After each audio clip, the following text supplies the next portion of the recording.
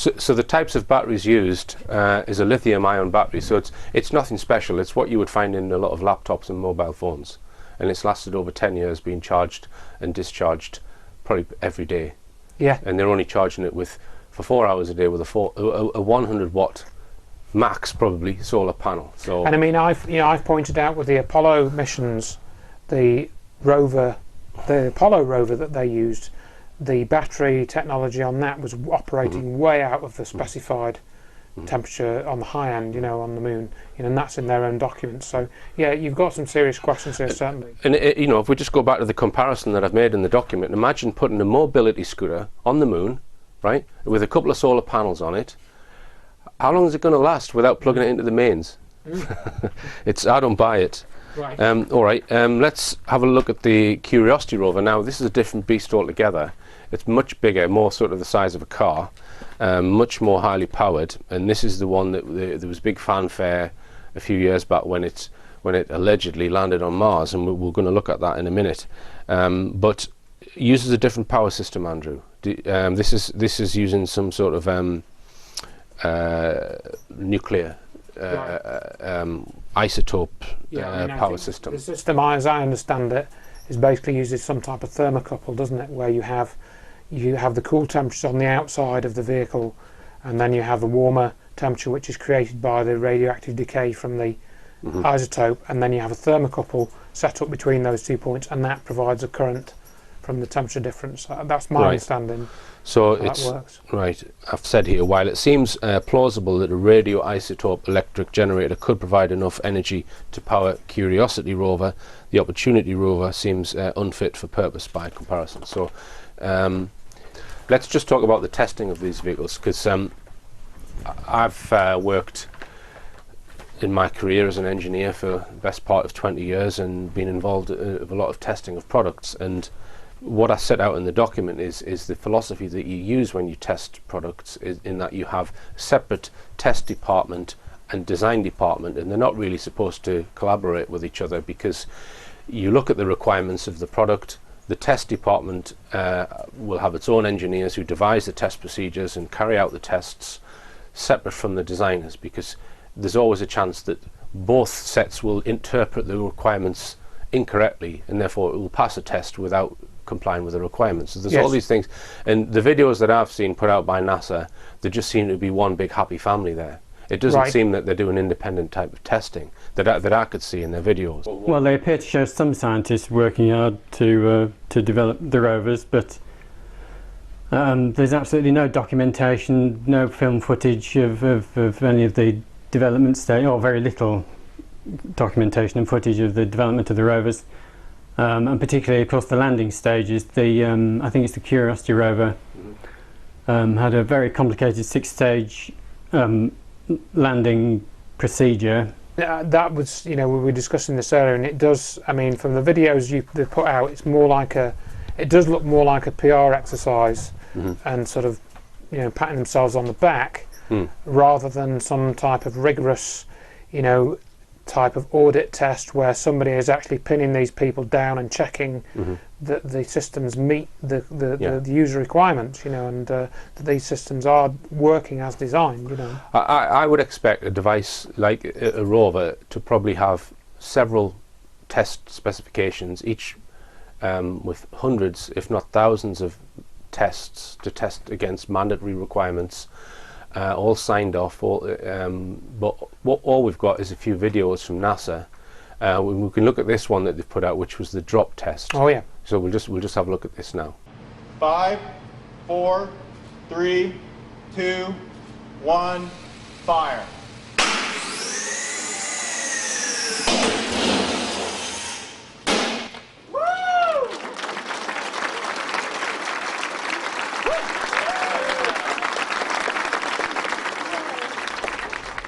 So big fanfare, but what actually happened in that test? We saw something kind of lowered to the ground. Now, I've worked on systems which lower nuclear weapons into Trident submarines, right? And when we're testing that type of equipment, they're operating within, let's say, certain acceleration parameters and velocities. So you don't know that the thing's passed the test until you've got your test data back. Because what we used to do when I was at the Faslane nuclear base, we put a 125-ton bag of water on the end of a crane and we'd drop it and then see if the braking system worked, and the accelerations would be measured, and then you wouldn't know until afterwards it's passed the test. You certainly wouldn't stand there clapping your hands. So it just, I don't buy it, you know. It's right. I mean, if you watch that video, which I think is the test of this so-called sky crane drop mechanism which was allegedly used in the landing of the Curiosity rover. Yeah, I mean, it's like, it's like they've set up this rig, they've dropped something down, and they're looking up, it hasn't broken. Therefore it's passed the test. So that's what it looks like to us. I mean, again, but there may be things that we can't actually see, but why can't we see more of those? Somebody, going through a list of checkpoints, on a list, or like you say, measuring the acceleration of this component and the stress on that component, what have you. We don't really see that, certainly not in the video. So again, and I think one of the things we're talking about, Richard, isn't it, is having some type of independent verification of NASA's claims. Now let's come on to the outside area where they've allegedly used to test some of these rovers, known as the Mars Yard. So we'll just put some photographs up on the screen, and it's not the most impressive test site in the world, is it? I mean, what are your thoughts on it, Andrew? Well, like you say, I mean, it's one of those things, a bit like the Apollo pictures. When you look at them, they seem plausible. When you look at this, it seems like a plausible test area. But when you were pointing out, for example, that your own experience of going on test sites for some of the projects you've been involved in the past, and I've been on one or two of those sorts of projects as well, probably not to the extent that you have. But yeah, it's true. You would have some more. You'd have more security. You'd have more equipment sort of set up. It doesn't really look that as you said earlier, you're talking each of these rovers, whether they're the test rover or the actual rover, you're talking multi-millions of pounds each. So there's not even, doesn't even look like there's any security there, so someone could just come in and steal it. So it just doesn't look like a comprehensive environmental testing site to me. Right, well, we've yet to come on to the most damning evidence, by the way. I mean, this is really just background what we're discussing at the moment. A rocket was launched at Cape Canaveral on the 26th of November 2011, and it got to Mars in August 2012. And this was filmed, or the Curiosity team sitting behind their consoles, which I find a little bit intriguing, because you've got all of these operators sitting behind consoles, supposedly looking at different parts of the mission of this craft as it's going towards the surface of Mars. But we know that a signal from Earth to Mars takes at least 3 minutes, so that's 6 minutes to get there and to get back. So if they were to modify any sort of part of the mission, it's a 6-minute feedback loop. So they're not looking at a live image.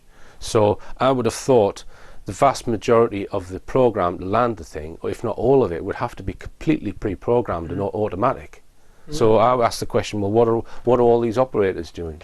If there's some buffeting in the atmosphere that this thing is going through, and they need to respond to it, well, it's going to be 6 minutes later when this thing's already gone thousands of miles off course and potentially crashed. So they must have done some very good modelling and had a lot of good data as to how that thing was going to come down. I mean, I think when they have the press conference, which we're recommending that people watch that landing press conference. We're going to talk a bit more about that in a minute. But they say, I think within that, they say they landed within about 50 metres or something, or 500 metres of the target area, which is, if you're going all the way to Mars, that's pretty incredible. Right. Are they just good engineers and skillful people, with mechanics and so on? But there is a video which allegedly shows the craft kind of going down to the Martian surface, and then there's another photograph which they claim to be Curiosity rover on the end of a parachute.